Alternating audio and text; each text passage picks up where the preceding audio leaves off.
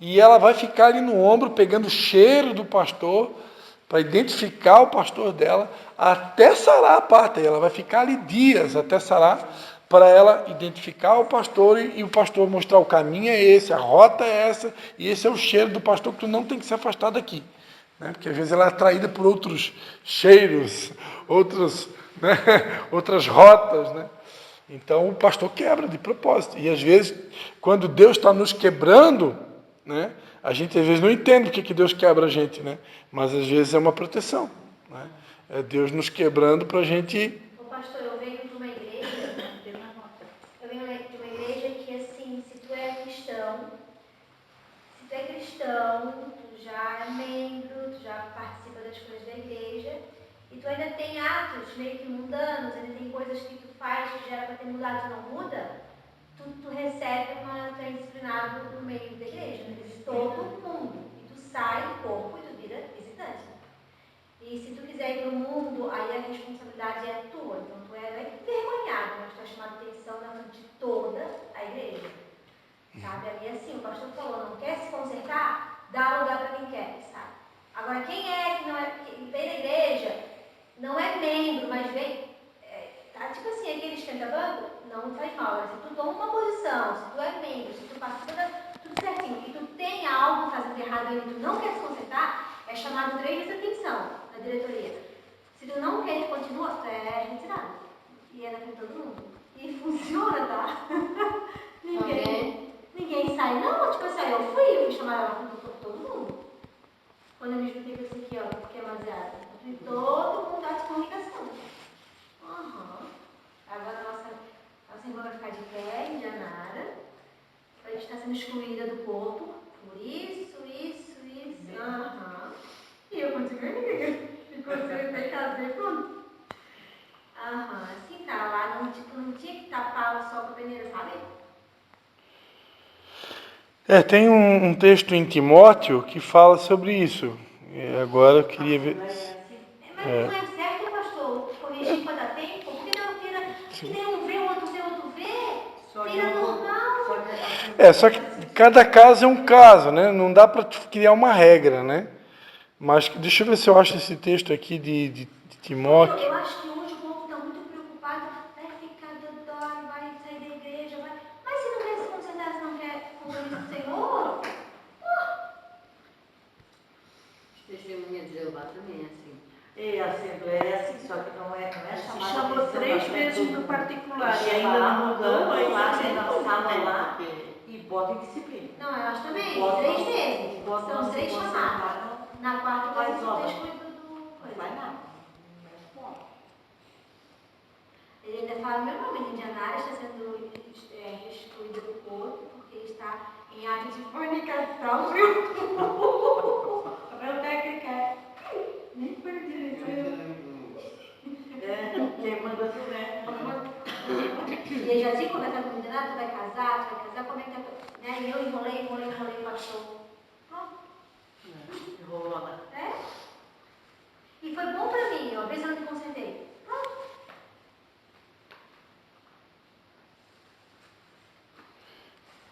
Mas aqueles aqui que nós também falamos, que no corpo da mãe se casaram. É verdade, se casaram, né? Todos se casaram. Verdade. Testemunho vivo está aqui, ó. Principalmente A Michela, a Dani, a filha daquela outra lá que eu fui expulsada da célula dela, da Juliana, A Franca, a Fran. a Natasha casou. A outra Dani, irmã da Edna. Casou Marcelinho, Roselane, casou Samanta, a Dai. Foi só apontar o. Já tinha um filho moço. É que sabe, se fossem coisas proibidas de ser citadas, elas já estavam expostas na Bíblia. Inferno, pecado, maldição. Está muito escrito, então tem que ser ministrado o que está escrito, entendeu? Eu não...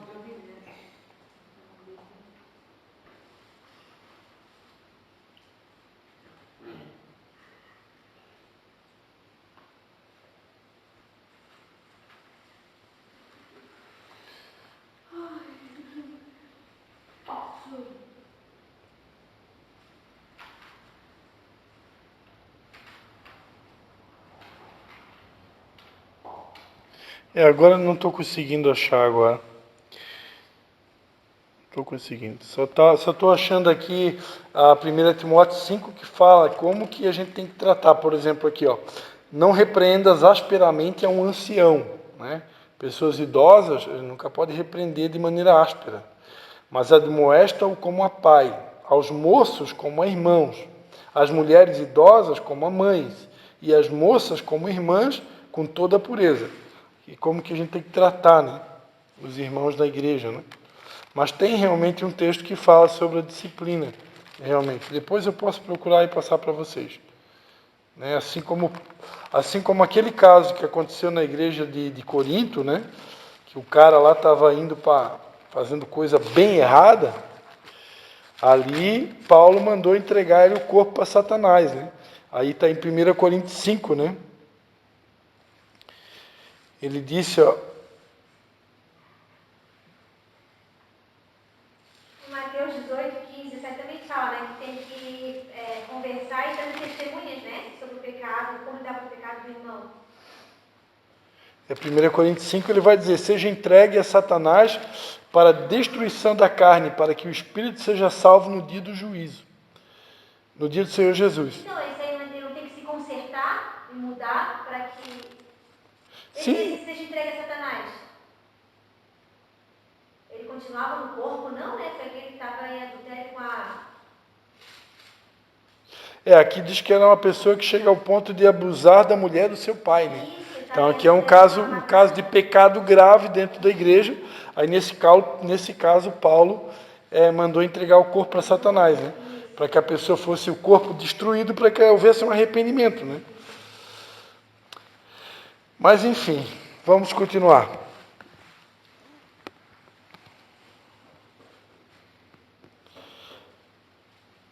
Agora, eu creio que tudo a gente deve orar, né?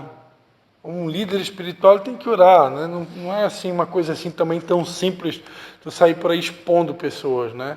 Porque afinal de contas Deus é Pai, Ele não quer te levar ao ridículo, né? Ele não quer te expor. Só em última instância realmente, né? Tipo, Deus te deu uma chance, Deus te deu uma segunda chance, Deus te deu uma terceira chance, e tu continua aprontando, então vai chegar uma hora que vai ter realmente uma disciplina, algo duro, que é para te acordar realmente, né? Para te ser salva, né? Mas só que não é assim, não é a irmanice cometer um erro hoje ou amanhã que daqui a pouco vai ser exposta. Deus não faz isso de expor as pessoas, né? Ao ridículo, porque é uma filha dele, né? Para Deus chegar a esse ponto, é porque realmente é algo grave, né? Como a fornicação, para quem está no altar, é algo grave. Você é chamada 3 vezes com os presbíteros e diáconos, é conversado, se ela continua envergonhando o corpo e a igreja, aí ela é retirada. Isso, exatamente. Não é uma coisa assim, tipo, já na primeira, né? Já tem uma chance, né? Eu creio que é desse jeito, né? Amém, queridos? Vamos para a ira, então. Deus é um Deus justo.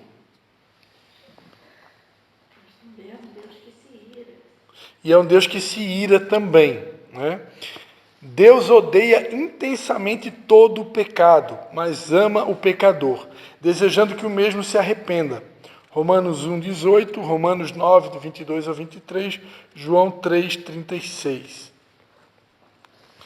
A Bíblia diz que Jesus não veio para condenar o mundo, ele veio para salvar. Acho que é João 3,36 é a conversa dele com Nicodemos, né? João 3,36.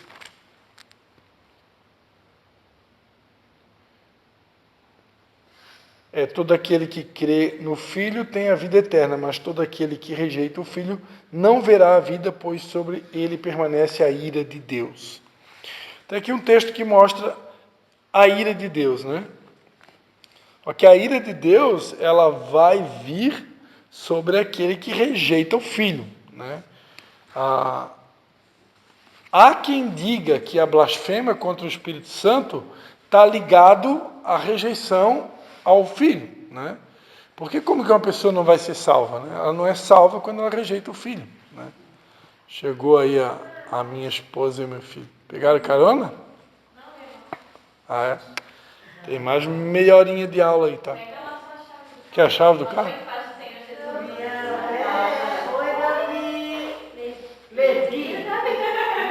Dá oi? Dá oi para todo mundo? Esse oi teu aí tá muito feio, Levi. Ah, hoje ele ficou de manhã na escola, de tarde na outra escolinha, aí quando chega à noite ele quer o eletrônico. É. Então, há quem diga, né, que a blasfêmia do Espírito Santo está ligado a isso, a rejeição do Filho, né? Tem textos bíblicos que apontam para isso, né? Porque quando você rejeita o Filho, você não tem direito à salvação, né? Então, ali no caso da passagem, quando Jesus fala sobre a blasfêmia do Espírito Santo, eles estavam atribuindo aquilo que Jesus estava fazendo, estava atribuindo a demônios, né? Então, por isso que daí onde veio essa explicação, né? Que quem blasfemar contra o Espírito Santo é réu, né? Contínuo, não tem salvação, né? É o pecado sem perdão, né? Mas se for parar para analisar que o italiano, por exemplo, tem o costume de chamar Deus de porco, né? Eles falam porco Dio. Não posso dizer que uma pessoa dessa vai ficar sem salvação. Muitas delas estão na completa ignorância, que é quase a mesma coisa que uma blasfêmia contra o Espírito Santo. Então, eu creio que para essas pessoas há chance de arrependimento, né? E o que realmente vai levar a pessoa para o inferno é ela negar o Filho, né? Porque sem o Filho não tem salvação, né? Não é simplesmente ia falar um palavrão para o Espírito Santo, né? É muito mais profundo que isso. Amém? Assim eu creio, né? Mas Deus é um Deus que se ira, né? O cristão não deve temer a ira de Deus, visto que foi salvo pela justiça de Cristo. Romanos 5,9. Mas deve irar-se contra o pecado e a injustiça, né? Então, nós não precisamos ter medo da ira de Deus, mas é bom lembrar que Deus é um Deus que se ira, né? O exemplo de Jesus, eu gosto de dar o exemplo quando ele entrou no templo, ele fez um chicote, né? E ele botou todo mundo para correr, porque tinha transformado a casa de Deus, que era uma casa de oração, num covil de ladrões, né? Fazendo negócio na casa de Deus. Ali um exemplo típico, né? Da ira do Pai manifestada no Filho, né? Então Deus é um Deus que se ira. No Antigo Testamento, né, vários textos que mostram a ira de Deus, e o próprio, você pode considerar até o próprio caso de Ananias e Safira, né? Porque ali a gente vê um exemplo da ira de Deus, já no Novo Testamento, né? Eles mentiram contra o Espírito Santo, tentaram enganar os apóstolos, e Deus não gostou da maneira que a coisa foi feita, e Deus fulminou os dois ali, em público, né? Então, é uma manifestação da ira de Deus. A Bíblia... E nós também nos iramos, né? E até podemos nos irar, mas a Bíblia diz, irai-vos e não pequeis, né? Eu posso ficar irado, mas eu tenho que me controlar, né? Me dominar para que essa ira não venha produzir algo, por exemplo, bater num filho com ódio, né? Um pai e uma mãe não devem bater no filho com ódio, tem que bater, mas não aquele momento do ódio mesmo, é perigoso, né? Que tem pessoas que não têm controle, pode até passar do limite, né? Fala, irmã. Às vezes eu fico enfurecida com alguma coisa, sim, mas assim que eu não acho certo, e aí eu falo mesmo assim com raiva, né? Aí o Pedro diz, ela é crente, ela é cristã. Aí eu digo, olha, se até Jesus pegou um chicote e bateu, quem sou eu para não fazer o mesmo? Aí eu digo para ele, né? Porque tudo ele toca na minha cara, ela é crente. Mas tem hora que eu não faço até mesmo, eu sei.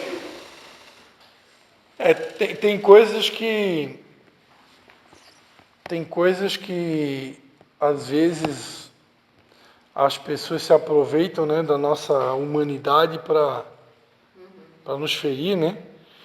Mas eu não posso, claro, né, reincidir nos mesmos erros, né? Porque se a gente reincidir nos mesmos erros, aí as pessoas vão realmente ter razão, né, daquilo que estão alegando, né? E de fato a gente tem que cuidar muito com o nosso testemunho, né? Dentro de casa, que o nosso testemunho é a nossa maior arma, né? Então, mas claro, nós não somos perfeitos, né? Todos nós estamos em obras e em algum momento a gente vai errar, né? E às vezes o inimigo pode se aproveitar da nossa humanidade, né, para nos perturbar. Mas aí, vamos para o joelho e para o perdão. E ontem à noite eu fiz a palavra na célula para que Deus falou comigo. Misericórdia, juízo e justiça. No livro de Jeremias. O senhor está confirmando a palavra. Aí eu fiquei lá sozinho, meu marido foi dormir e eu fiquei fazendo essa palavra. Depois eu não dormi, não. Eu não dormi.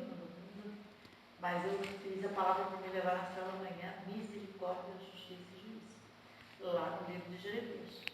Eu estou falando aqui tudo mais ou menos na minha... Está dentro do mover do Espírito Santo, né? Outra característica de Deus é a sua santidade. Né? Deus é santo. 1 Samuel 2:2, Salmo 99, Isaías 40:25, Apocalipse 15:4. Né? Em dois aspectos, na transcendência e na pureza moral. A transcendência mostra como Deus está separado e é independente do espaço e do tempo, não sendo limitado por eles. Isaías 57:15. Esse texto eu quero ler. Isaías 57:15 vai dizer: porque assim diz o alto e sublime, o que habita na eternidade, cujo nome é santo. No alto e santo lugar habito, e também com o contrito e abatido de espírito, para vivificar o espírito dos abatidos e para vivificar o coração dos contritos. Então Deus, ele habita num lugar alto, sublime, separado. Ele está totalmente separado de nós, separado do mundo, do pecado. Por isso ele não pode pecar. Ele é santo, santo, santo, e não tem a possibilidade dele deixar de ser santo, porque ele está num lugar completamente separado, né? E você já deve ter aprendido que a palavra santo significa separado, né? Só que no nosso caso aqui, o que é um santo? Quem é um santo? Um santo é alguém que foi separado para uso exclusivo de Deus. Então essa é a expressão correta, né, para denominar a palavra santo. Agora, Deus é santo por quê? Porque ele está num lugar totalmente separado. E ele é santo também na sua pureza moral, porque a pureza moral mostra como Deus está separado de tudo que é pecaminoso. Levítico 20:26. Acho que vai dizer ser de santo porque eu sou santo. Levítico 20:26. Sereis para mim santos, porque eu, o Senhor, sou santo, e vos separei dos povos para serdes meus. Então Deus, além de estar separado, o caráter dele não se contamina. O caráter dele, a moralidade dele é pura, ele é puro, ele é santo, ele não se contamina. Isso aí não presta, meu. Como é que tu sabe que tem refrigerante lá na geladeira? Ah, ele disse a Valmena. A Valmena te contou? A Valmena tem que comprar refrigerante, ele disse para mim. Valmena pega. Então, o sentido original da palavra santo é separado. Somente Deus é santo em si mesmo. Deus é perfeito moralmente, totalmente separado do pecado e totalmente maravilhoso e esplêndido, digno de honra e adoração. O povo, os edifícios e os objetos são descritos como santos porque Deus os fez santos e os tem santificado. Então, por exemplo, o povo, né, ou um objeto, um edifício, foi consagrado para Deus, né? Quando a gente consagra, por exemplo, um templo, vem aqui um unjo esse local, então ele foi santificado ao Senhor. Então agora esse templo é santo ao Senhor, por quê? Porque foi consagrado para Ele. Amém? Os atributos são as qualidades inerentes a Deus, próprias dele. Dividem-se em duas categorias. Atributos incomunicáveis, que não podem ser transferidos ao homem, como a onipresença, onisciência, onipotência e imutabilidade. E os atributos comunicáveis, os que podem ser transferidos ao homem, como o amor, a justiça e a verdade. Então, não tem como a gente se tornar onipresente, onisciente, onipotente. Nós somos humanos, né? Mas nós podemos praticar o amor, praticar a justiça, agir em verdade, porque são características que nós herdemos de Deus, até porque nós fomos feitos à sua imagem e semelhança.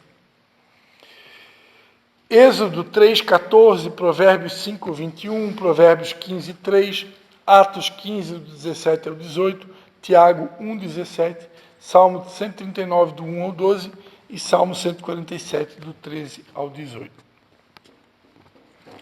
Então vamos lá, paternidade de Deus, para a gente encerrar a aula de hoje. Estou vendo que nós vamos parar aqui por aqui mesmo. Vamos terminar a primeira lição. O homem faz planos, né? Oi? Um mês da primeira lição. Não deu um mês, né? Paternidade de Deus. Jesus chamava a Deus de Pai e deu esse direito a todos os que creem nele. João 1:12, né? Todos que receberam a Cristo, né? Deus deu o direito de se tornar filho de Deus. Até a vinda de Jesus, éramos apenas criaturas de Deus. E Jesus, o único Filho. Com sua vinda, morte e ressurreição, somente aqueles que creram em Jesus, passaram a ser filhos de Deus, por adoção, conforme Efésios 1:5.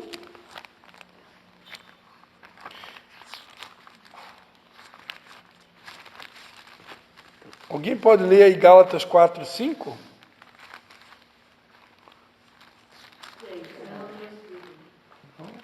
Efésios 1:5 diz: nos predestinou para sermos filhos de adoção por Jesus Cristo, para si mesmo, segundo o beneplácito da sua vontade. Então, nos predestinou para sermos filhos. Né? Em Gálatas 4:5, vai dizer: para resgatar os que estavam debaixo da lei, a fim de recebermos a adoção de filhos. E Romanos 8:15, pois não recebeste o espírito de escravidão, para outra vez estardes em temor, mas recebeste o espírito de adoção, pelo qual clamamos, Abba, Pai. Então, nossa identidade é uma identidade de filhos de Deus. Ele nos chama de filhos e devemos tê-lo como pai. A adoção de Deus não nos diminuiu como filhos. É uma adoção perfeita. Passamos a ser verdadeiramente filhos, conforme Romanos 8:29. Ok? O próprio Espírito testifica com o nosso Espírito que somos filhos de Deus. Romanos 8:16. Então, o próprio Espírito Santo, né, que está dentro de nós, ele testifica com o nosso Espírito, letra minúscula, né, de que somos filhos de Deus. Deus é um Pai amoroso. Deus tem a oferecer a seus filhos um amor incondicional, né, e sem interesses. Não é pelo que somos, nem pelo que temos e nem pelo que fazemos. Né? Há uma tendência muito grande da gente achar que vai ser mais amado por Deus quando eu fazer mais obras. Né? É claro que quanto mais obras eu fizer, claro que vai deixar Deus feliz? Vai. Mas o amor dele é incondicional. Com obras ou sem obras, Deus não deixa de me amar por causa do número de obras que eu faço. Ele ama fazendo ou não fazendo. Imagina, uma pessoa fica doente, daqui a pouco não pode mais fazer obra, porque está doente, está numa cama de hospital, aí Deus vai deixar de amar aquela pessoa? Porque ela não está mais fazendo obras? Não, o amor dele não muda. Ele é um pai que ama o tempo todo. Fazendo ou não fazendo. Agora, claro, a Bíblia diz que ele nos elegeu para fazermos obras, né? em Efésios, né, o texto mais conhecidíssimo, né, que a salvação não é por obras para que ninguém se glorie, né? Ela é pela fé, é pela graça, né? Pois somos feitura sua, criados em Cristo Jesus para as boas obras, as quais Deus preparou para que andássemos nelas. Então, nós não somos salvos pelas obras, mas Deus nos criou para fazer boas obras. Então, eu tendo condições de fazer, eu vou fazer. Né? Mas não é por causa disso que Deus vai me amar. Né? Ele me ama apesar de, porque Deus é amor, Ele é um Pai que me ama e o amor dele é eterno. Né? Jeremias 31:3, esse texto é muito lindo, né? Jeremias 31:3 diz assim, ó: há muito que o Senhor nos apareceu dizendo, com amor eterno te amei, com benignidade te atraí. Então Deus nos ama com amor eterno. Né? Nada pode nos separar do seu amor. O amor dele também é imutável. Né? Hebreus 13:8. Hebreus 13:8 vai dizer, né? Jesus Cristo é o mesmo ontem, hoje e eternamente. Então o amor de Deus não muda, a gente já aprendeu que ele é fiel sempre, que ele dura para sempre, né? Então não tem a mínima possibilidade do amor de Deus arrefecer. Né? O nosso arrefece, mas o dele não. Agora é claro, né, que Deus fica triste com a gente, com certeza. A Bíblia diz que o Espírito que fez habitar em nós tem ciúmes de nós. Né? E não só tem ciúmes, mas quando se entristece também, quando a gente peca. Né? Eu não sei quem aqui já teve a experiência de perceber que são duas coisas. Tem momentos que a tua alma está abatida, mas tem momentos que é o Espírito Santo dentro de você triste. Não sei quem já percebeu essa diferença. Você consegue perceber a diferença. Tem momentos que a nossa alma está abatida. A alma está abatida porque ela não está muito crente, as circunstâncias não são boas, aí a alma se abate. Né? Mas tem momentos que o Espírito Santo está triste. Ele está triste por quê? Porque ele te falou, ele apontou o caminho, ele te aconselhou e você não deu ouvidos. Né? Ele se entristece. Talvez o amor que você recebeu de seu pai tenha sido interesseiro, passageiro, né? Ou até nem teve amor de seu pai, né? Mas o amor de Deus Pai não é assim. Né? Nós não podemos cair nessa de comparar, né, o amor de Deus com o amor dos nossos pais. Porque por melhor que os nossos pais possam ter sido, nunca vai ser igual ao amor do pai. A Bíblia diz, né? Mesmo que uma mãe se esqueça do filho que mama, todavia eu jamais me esquecerei de ti. Então esse texto deixa claro que uma mãe pode falhar, assim como um pai pode falhar, né? Mas ele, jamais. Deus é um pai misericordioso, sente compaixão pela fraqueza dos filhos. Ele conhece nossa capacidade, as nossas capacidades e as nossas fraquezas. Ele conhece os nossos pecados e mesmo assim nos ama. Deus é um Pai valorizador. Ele dá os dons necessários para que possamos cumprir o seu propósito. Ele está sempre ao nosso lado, incentivando, fortalecendo e acreditando que podemos vencer a todos os embates da vida. Deus, como Ele é onisciente, Ele já vê a gente lá no futuro. Por que Deus não desiste de nós? Porque Ele já viu lá no futuro o que a gente vai se tornar. Então Deus não desiste da gente, porque lá já está a gente vendo a gente lá no futuro. A gente se olha como uma obra inacabada, mas Deus já vê a gente lá na frente acabado, pronto, glorificado. Né? Por isso que Ele não desiste de nós, Ele está sempre investindo, né? Porque Ele sabe aonde a gente vai chegar.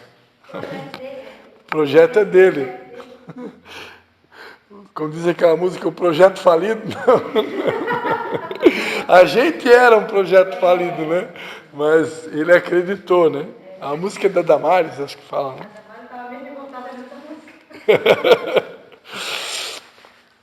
Talvez ninguém acredite mais em você. Talvez o seu pai, tua mãe, teus parentes, teus amigos não acreditem mais em você. Mas Deus Pai conhece o seu coração, a sua sinceridade e acredita na sua vitória. Você é importante para Ele. Amém? Deus Pai é um Pai perdoador, né? O amor dele dura para sempre. Não importa o tamanho do pecado, não importa a quantidade de pecados, não importa a dificuldade em reconhecer o perdão. Deus Pai perdoa e restaura o pecador arrependido, né? Isaías 1,18, lá vai dizer, né, que ainda que seus pecados sejam como a escarlate, né? Acho que é esse texto, né? Se tornarão alvos como a neve, né? Até tem um tempo atrás aí,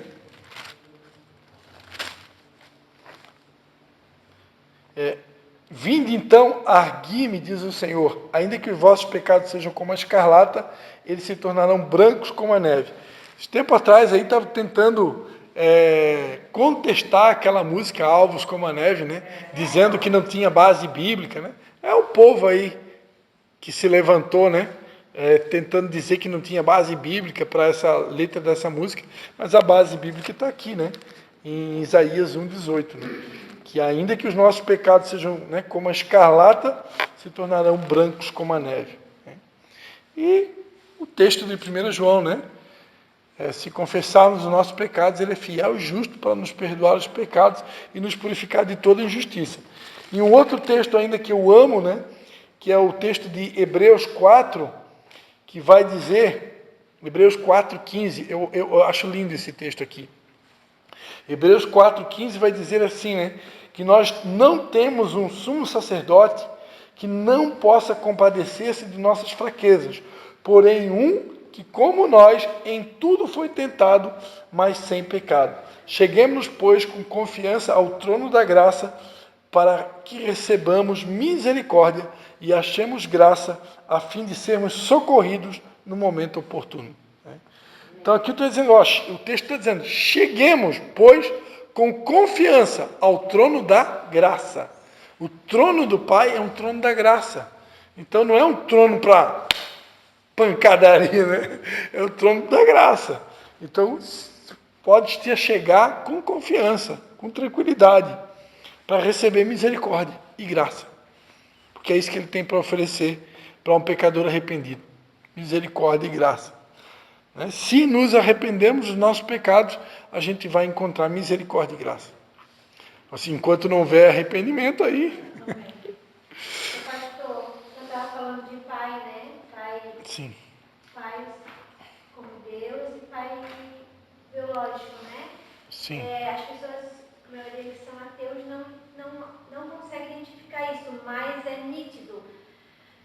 Tu convive a tua vida inteira com teu pai físico, teu pai biológico, tu conhece, tu vê, tu toca, tudo. De repente, tipo, se ela fica ausente, some e tal. E aquele sentimento some. É como se tu nunca conhecesse a pessoa, aquilo acaba.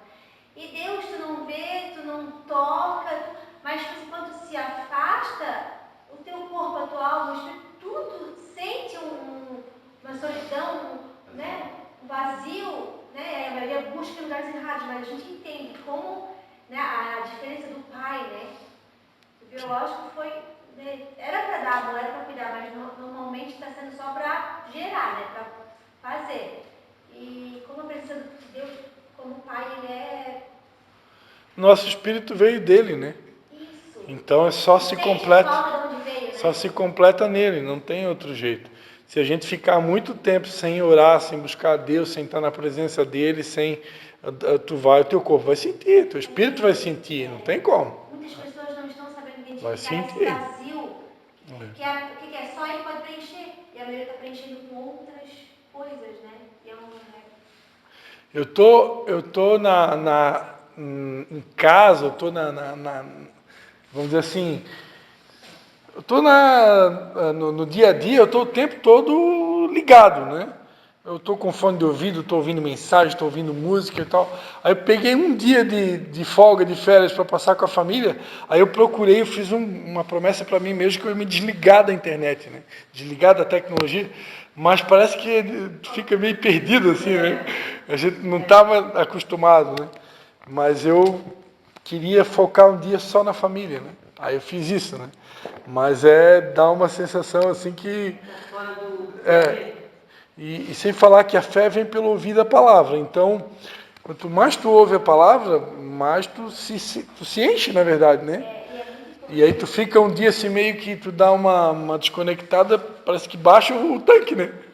Baixa o tanque. É importante a gente estar conectado, porque assim, se eu fosse, eu estava analisando agora, se eu fosse depender de pai biológico, eu tive contato com meu pai até os 20 e poucos anos, nem sei, contato mesmo, pai presente.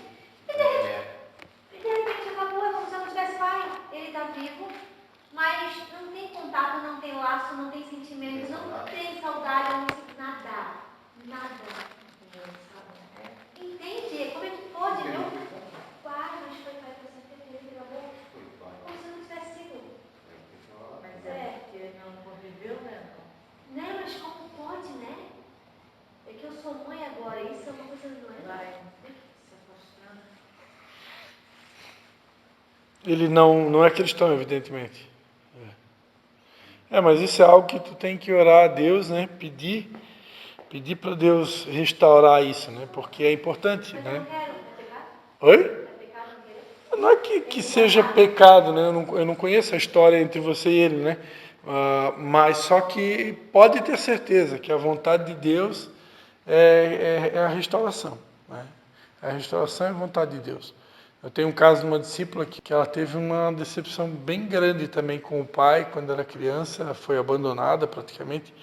Mas Deus, depois de adulta, depois de pastora, Deus direcionou para ela procurar ele. Acho que já teve procurando ele mais de uma vez.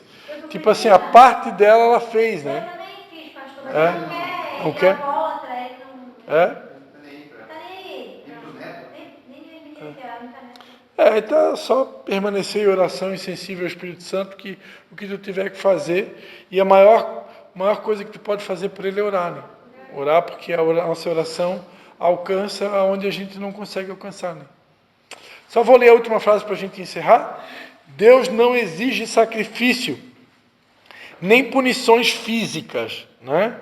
Deus não quer que a gente fique pagando, como é que é? Penitência, né? E Deus e espirituais, né? Deus quer obediência e não sacrifício, diz a Bíblia, né?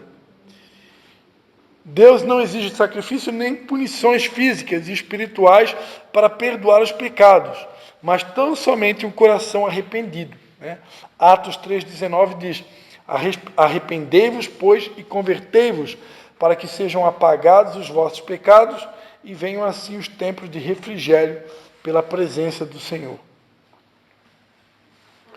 Tem um irmão, vocês conheceram o pastor Jean, né? Jean Carlos, da Venezuela, ele teve alguns cultos aqui.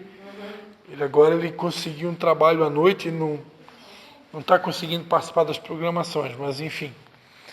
Mas eu aprendi uma coisa com ele, né? Para Deus não basta...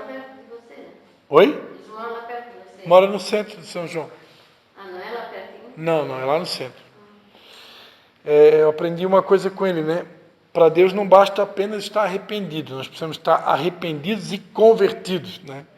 E sempre que eu converso com ele, ele usa essa frase, né? E daí, pastor, arrependidos e convertidos, né? E é muito forte se a gente para meditar nisso, né? Que eu preciso viver esse arrependimento, essa vida transformada, né? Ter uma conversão mesmo, né? Que se eu estou convertido, eu não vou voltar ao pecado, né? Então, arrependido e convertido. Nós precisamos estar. Precisamos entender que, como filhos de Deus, não precisamos fazer nada para que Deus nos ame e nos dê aquilo que Ele sabe que precisamos. Como filhos, temos por herança tudo que é dele, né? Então, lembra que o pai do filho pródigo, né? Tudo que eu tenho é teu, né? Ele falou para o irmão mais velho, né? Que veio questionar por que o pai preparou um bezerro cevado, colocou anel, fez uma festa para o filho que estava perdido, né? E aí o pai disse: filho, tudo que eu tenho é teu, né? Tudo que eu tenho é teu. Então tudo que é de Deus é nossa herança, né? Nós só precisamos aprender a acessar, né? O apóstolo René ele sempre fala, né, que Deus estocou, né, nas regiões celestiais, né? Tem um estoque lá para nós acessar, né?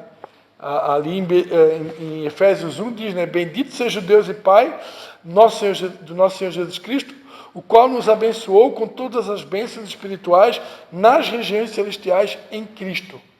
Então, já tem um estoque de bênçãos nas regiões celestiais prometidos para todos os seus filhos.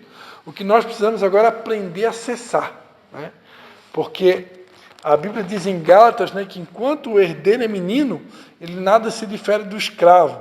Então, quando a gente ainda não está pronto para receber algumas bênçãos que Deus tem estocada para nós, a gente não consegue acessar, porque eu não estou pronto ainda. Mas à medida que a gente vai amadurecendo, vai crescendo na caminhada, a gente vai conseguindo acessar algumas bênçãos que estão ali já prontas para a gente, para ser entregue para a gente. Amém? E ele, como pai, está louquinho de vontade de entregar. Só está esperando chegar a hora. Amém? Vamos ficar de pé? Então, vamos parar por aqui, né?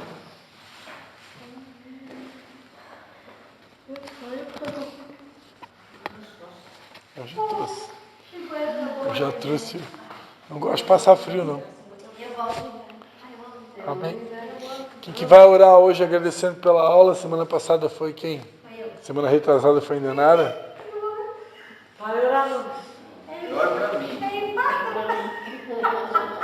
Quem que não orou ainda?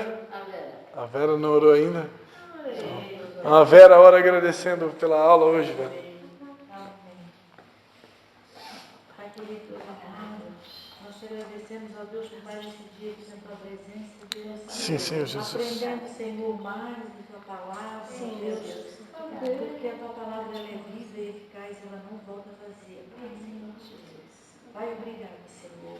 Leva nós, Pai, segurança para nossas casas, ó Pai. Livrando, Pai, do motorista mal no caminho, Pai.